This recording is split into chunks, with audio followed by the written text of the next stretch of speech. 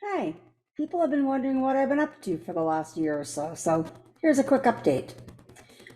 Food insecurity can only be described as a wicked problem, and that occurs when people don't have access to affordable, healthy, culturally appropriate foods at all times.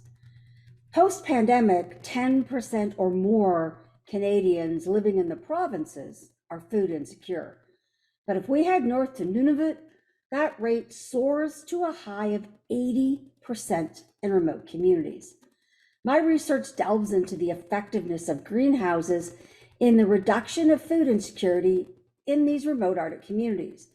Now, researchers have been building greenhouses in the Arctic since the early 1970s without much success. A key issue is their business model approach. You are never going to grow enough kale to pay for a $54,000 building. And a greenhouse that operates on an electrical grid that runs off of diesel fuel, not economical or environmentally sound. And we tend to look at food insecurity through this Western science lens, building these technological behemoths that require in-depth knowledge to operate. We want to grow in vertical towers to increase capacity, use hydroponics to grow without soil using just water and nutrients, and we want crops that can have multiple harvests in a short season, crops like kale. Well, these crops are a mismatch to survey results from community members in RV at Nunavut. They want to grow produce that helps make traditional food go further. Familiar items like potatoes, carrots, onions, vegetables that they could add to caribou to make it a stew. But these are slow to grow, not conducive to vertical grow towers. These are root vegetables. They require nutrient-rich soils. Another key finding is in transferability of knowledge. The Inuit have survived since time immemorial through the transfer of environmental knowledge, information like migration routes of the foods they eat. And it's not only transferred person to person, but from community through to community.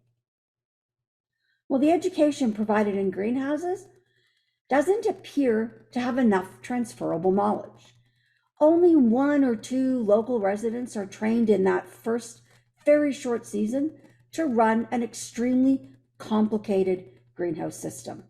And in reality, they have no a priori knowledge on how to grow anything. And when that person trained does not believe they have enough knowledge, they don't share the information. And that greenhouse, well, it likely never operates again.